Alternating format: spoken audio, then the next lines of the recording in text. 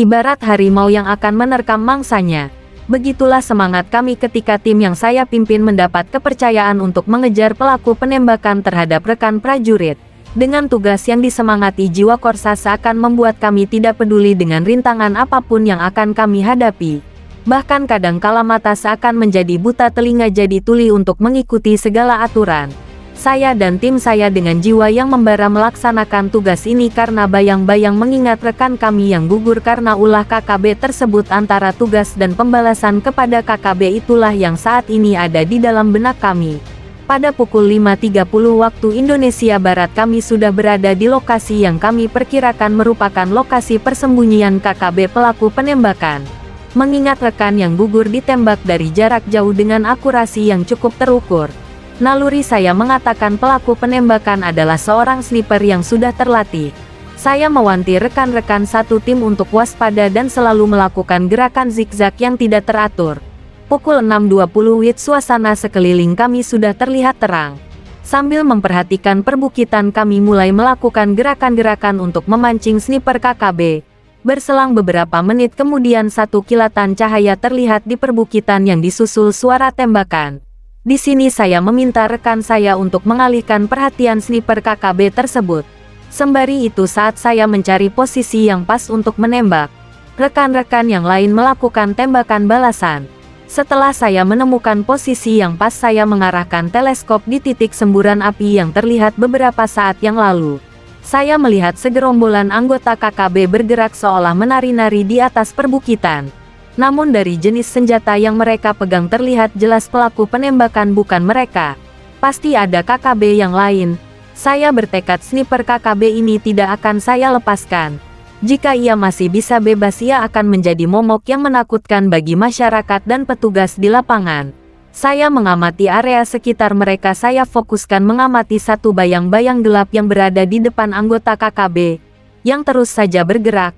Sekitar 2 menit mengamati, terlihat ada perubahan kualitas warna. Ini menandakan adanya suatu pergerakan. Untuk memastikan saya memerintahkan rekan yang lain melakukan tembakan. Kemudian tak berselang lama suara balasan tembakan pun terdengar. Setelah yakin bayangan gelap tersebut adalah manusia, saya mengarahkan teleskop SPR-2 ke 0. PR-2 masih sangat mampu merontokkan benda yang terbuat dari logam dan serpihannya akan mencabik-cabik benda di belakangnya. Pelatuk pun saya tarik dengan percaya diri, hasilnya pun sesuai dengan harapan saya. Sniper KKB pun tamat bersama satu rekannya yang bersembunyi di balik semak-semak di sebelah kanannya. Seiring saya mengatakan sudah layaknya orang yang kesurupan, 4 rekan saya merangsek ke arah perbukitan sambil melakukan penembakan. Mereka mengejar satu orang KKB yang tersisa. Dengan begini kematian rekan prajurit kami terbalaskan.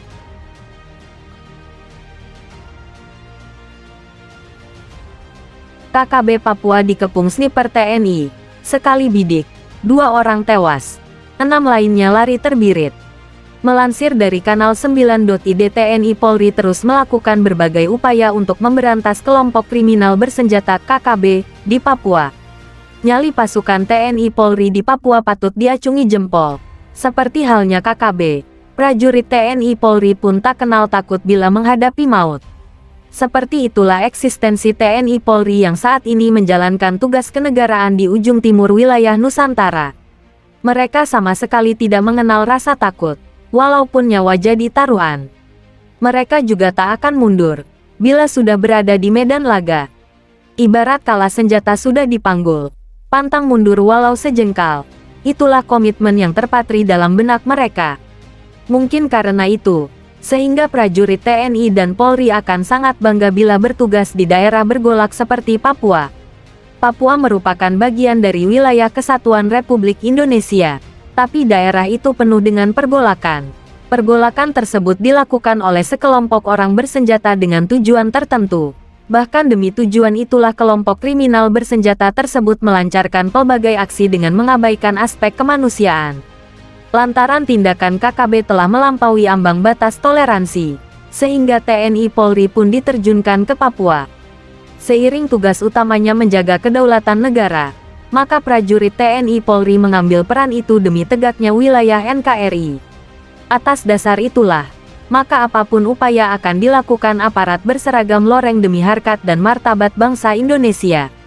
Salah satunya adalah menerjunkan anggota ke tengah hutan belantara di Papua, sebagaimana video yang kini viral di media sosial. Pada video tersebut tampak dari kejauhan sebuah helikopter terbang pada ketinggian di wilayah pegunungan. Tak disebutkan pada wilayah mana helikopter itu berada. Tak diketahui pula kapan momen itu terjadi di pegunungan Papua tersebut. Namun setelah menggapai target, dari helikopter itu terlihat beberapa personel berpakaian hijau terjun menggunakan tali. Tak lama berselang, helikopter pun berlalu tanpa ada insiden penembakan kelompok kriminal bersenjata di bumi Cenderawasih. Penerjunan aparat berseragam loreng pada titik tersebut ternyata bukan tanpa pertimbangan. Pasalnya, setelah berada di hutan belantara, mereka pun langsung menunaikan tugas. Lantaran tenggat waktu yang diberikan sangat mepet, para prajurit TNI pun bekerja dalam target yang tinggi. Di sela-sela kesibukan menyiapkan pos darurat, mereka pun mencoba memantau pergerakan KKB di tengah hutan. Tak dinyana, teropong yang digunakan itu menangkap aktivitas sekelompok orang di kejauhan sana. Kelompok tersebut ternyata bukan warga biasa, sebab mereka membawa senjata. Dengan pergerakan yang relatif cepat, detik demi detik keberadaan kelompok separatis itu terpantau jelas pada kamera pengintai milik TNI tersebut. Saking pekanya, teropong itu mampu menangkap jumlah anggota yang sedang bergerak di tengah hutan itu. Kelompok tersebut adalah KKB, dengan 8 personel. Mereka bergerak sambil bernyanyi sebagaimana kebiasaan warga Papua pada umumnya. Saat itu, anggota kelompok separatis tersebut sama sekali tak menyadari kalau gerak-geriknya telah tertangkap teropong TNI. Apalagi pengawasan tersebut bukan oleh anggota biasa, melainkan sniper andalan pasukan loreng kebanggaan tanah air. Olehnya mereka terus berjalan hingga akhirnya mendekati titik di mana aparat TNI telah siaga. Titik tersebut berada tak jauh dari tepi kali. Titik itu bukan di atas tanah melainkan di atas pohon. Lantaran posisinya tak terhalang oleh lebatnya pepohonan, sehingga sniper TNI pun leluasa menangkap gerak-gerik anggota KKB.